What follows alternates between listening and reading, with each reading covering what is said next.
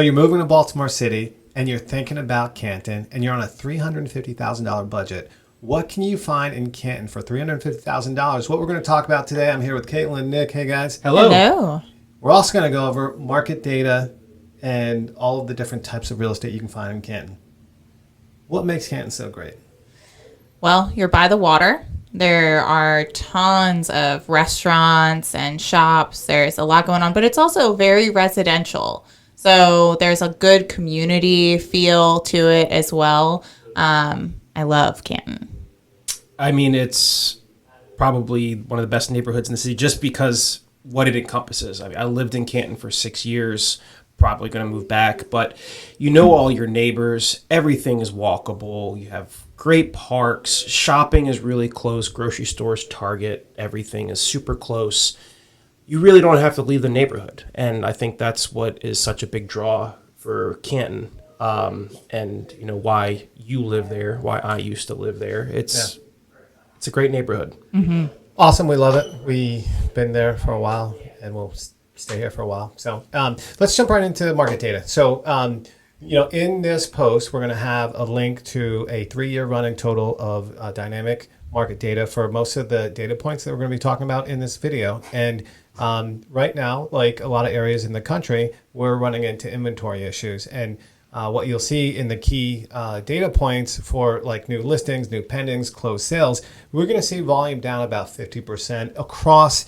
Now, we're going to talk about specifically across the 21224, which also includes other neighborhoods than Canton. It includes Patterson Park, Highland Town, O'Donnell Heights, Greektown. Mm-hmm. So it's a big zip code. Mm-hmm. And then talk to me a little bit about Canton specifically. How's it performing in a similar fashion? I mean, Canton specifically is, like you said, inventory issue, but the buyer demand is there. You know, like we said, it's such a great neighborhood, so the demand there is really strong. I mean, compared to this time last year, I mean, new listings are down 60%. So that's actually beating the zip code average for a lot of these other neighborhoods. You know, so right now there's, pendings are down 32%, compared to last year. Right. So, there's not enough houses for sale, but everything still is going really quickly. I mean, they're, average days on market's 30 days. Yeah. So, when I look at the 21224, it's, like right now in April, we have 95 new listings in April. It's normally 203. New pendings are at 105. It's normally at like 181. Actually, if you look at the 5-year average, it's like 154. So just year over year, it's performing at like 42% less. And then closed sales in the month of April, we had 90 closed sales. Normally, or last year, we saw 165. And, in the 5-year average, it's 122. So there is definitely fluctuation between all of those, year over year, this year, and 5-year. But with all of that said, what's it doing to the pricing, Caitlin?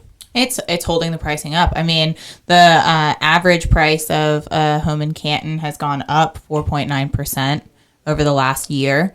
So definitely it's an extremely desirable place to live. Yeah. Yeah. And the one thing that we do and we see as real estate agents is what we call the OLP, which is the original list price to where it sells. Mm-hmm. So normally, if it's at 100%, what you sell it for is what you get for it. But now in Canton, it's actually going above list price. Mm-hmm. It's actually bucking the trend that you're seeing in a lot of other places of going at, like, say, 90 to 95% of what the original list price is. So people are getting, if you're selling in Canton, you have to pay above list price. Yeah. In this market. And what that tells me is what we know is that our whole industry was talking about a market shift going into the beginning of the year where the interest rates are at 7%. And everybody's talking about price drops. And everybody was wondering in January and February going into March, like what was happening. But then none of the spring inventory hit the market. Yeah. And this happened nationwide because people get comfortable with their 2.8% interest rate. And unless they actually have to move, they're not moving. And that's one of the biggest log jams that, that we're dealing with. And what it tells me when things are selling, more than what list price was, it's catching a lot of people off guard, right? So you aren't, you're seeing people pricing at what they thought it could sell for, and it's selling for more. Yeah. Mm-hmm. Yeah. Yep. It's really, you know, the way that I see it is, especially with Canton alone, I mean, the average sold price compared to this time last year is up almost 12%. And that's with jacking up the rates to 7% and now settling down in the sixes. I mean, despite all of that turmoil with interest rates, things were still increasing in price. Right. Yep. Okay, so let's jump right into the types of real estate you can find in Canton. For people that don't know about Canton, it's got a wide range of types of housing and price ranges. You have some alley streets with small, 700, 800 square foot houses, maybe one bed, one bath, maybe a studio, maybe 2 small bedrooms. What are those selling for? Upper 200s, even some in the low 3s, depending on, size, bedroom, bathroom count, and how well updated it is. Yep. And then from there, the next price point you're looking at is, almost 4. You can get, 3 bedrooms, maybe 1.5 bathrooms, some nicer finishes. Yep. You're not going to see parking in that price point more than likely unless you get really lucky. Right. And then, a lot of the 3 bedrooms in that category, you're going to have the third bedroom is going to be in the basement. Right. Sometimes you'll see a third bedroom squeezed in as they call it a bedroom, but it's really like an office because it doesn't have a window or it has a skylight. And this is the bedroom because it's got a closet and a window. Or sometimes you see that a lot, and you see them a lot in Canton is they do actually third floor additions on some of those too. So you actually will have, a third bedroom that's actually upstairs rather than in the basement. And that's, so when we're talking about 21224, well, right now we're talking about what you can get in Canton, but, if you want more house, you can go a little bit up into Highlandtown. You can go into Patterson Park. You can get more house in Greektown. You can get more house in Brewers Hill, right? Which we didn't really talk about a little bit earlier. But so the next category of housing up where you have parking, where you definitely have 3 bedrooms, probably across 3 levels, rooftop decks, finished basements, parking pads or garages. What kind of price point are we seeing those type of houses? Probably between 5 and 7, depending on the finishes and square footage. Yeah, I would say depending on, because in this range you're really opening up a lot of options. I'd say you're probably on the lower end seeing something in the low mid 4s. Yeah, I would think and then the you're 4s. probably, because at that point and that price point, what you're doing is you're opening up CHAP credit houses. So for people who don't know and are not familiar with it, CHAP is a historic preservation tax credit for renovation. So if you keep things fairly historically accurate, what they will do is they will give you the tax rate of the pre-improved value of your house. So say they bought the house at $200,000, renovate it, sell it at where you're seeing now in the market in the mid $500,000 to $600,000 range. You pay your property taxes as if the house was still $200,000. It's a weird calculation, but that's essentially what happens to get there, and that's very desirable because it makes a huge impact on your payment, which people hunt those down, so they're really really tough to get, right? That's one of the things that we can talk about in the 21224 or Canton. As a buyer, you really have to be on your game, right? Yeah. Oh yeah. Have to be prepared to make an offer, really know what you want, be working with an agent who's on their P's and Q's, and there's no time to spend too much time thinking about it. Yeah, with less than a month of inventory, it's really a seller's market. On the selling side, we're seeing some just with more demand than inventory. It's a completely different sort of situation than it was over the last couple of years, with interest rates down below 3%, which was driving it. Now it's just a shortage of inventory. So great time to sell in this area, for sure. Absolutely. Okay, let's talk about newer builds, 2-car garages, maybe a water orientation and like a HOA, like the Moorings in Canton, or you have like the North Shore along the waterfront. Let's talk about the non-waterfront places. We'll get into that category. But in newer builds, garages, 3-4 bedrooms, 3+ full baths, really nice amenities. What price ranges are we seeing? 650 to probably just under $1 million for non-waterfront townhouses. Yeah, non-waterfront for sure. There's, if you go closer to the water, closer to Boston Street, you're definitely going to get some of those higher price range houses, the 700, $800,000 ones, even the newer builds that are over in Brewers Hill. Those are kind of reselling right now in that price range. The farther up you go towards Patterson Park, you're probably getting in the $600,000 range. So it's a wide swath, but it's very dependent on location.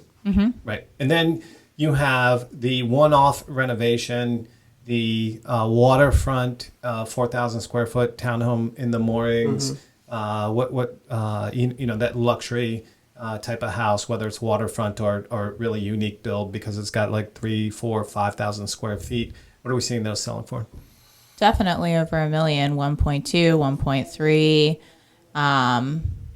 Some even up further than that, depending on like the level of detail. Yeah. Yeah. I would say 1.25 to probably about 1.7 because those houses were built in the early like mid 2000s, so like 2006 to 2008. So a lot of people, original owners, have put a lot of work. So you're talking about the moorings? In the moorings, right? Yeah. Okay, yeah. And then so in that category, I'm just talking about like the luxury category, which would include waterfront. Yeah. But so you are seeing like these massive new renovations with all the like the super nice finishes. They're like in that million and definitely upwards up to 1.5, 1.6 in like a waterfront 4,000 square foot place in the moorings.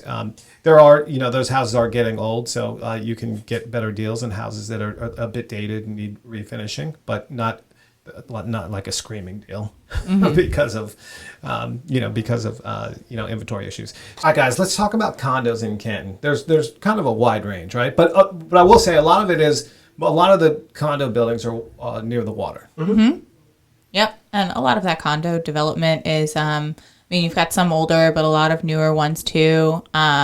So you can find a range, right? There are some in like the mid twos, and you can also find like a very nice studio or 1-bedroom condo that's going to be like high end in the 4s, 4.5, even higher. So you have buildings like the Canton Cove, which at the waterfront facing, which can be a higher price per square foot versus like city facing, and then you have the Beacon and Lighthouse Landing, which is a very unique two condo addresses in the same building because they were built differently and separated differently. You have the Shipyard, which is on Boston Street, which is not a lot of amenities, low condo fees, affordable units that you can even get in the 100s for like a studio or something like that. So there is a wide range of condos, upwards of into the millions, certainly. Absolutely, especially for larger ones, 3 bedrooms, water views, everything like that. Well, great. Now let's circle back and get right into what you can get in Canton for $350,000. Right. So you're moving to Canton. You got $350,000. You're ready to make an offer. What sort of house can you buy in that price range? So I'd say there's 2 options. One is you can get a really nice, ready-to-go 2-bed, maybe 1.5, 2-bath townhouse. Maybe possibly on a nice either alley street or a wider street, or you can find a 3-bedroom, maybe 1.5 bath that's move-in ready, but not as pristine as the 2 bedrooms. I would say modern, but not brand new. Right. Or you can find a condo. Sure. That would also be inside of that price point. For sure. 2-bed, 2-bath condo. Yeah. Type situation. Yeah. And certainly if you wanted more house, you would look up into Patterson Park, Highland Town, Brewers Hill, Greektown.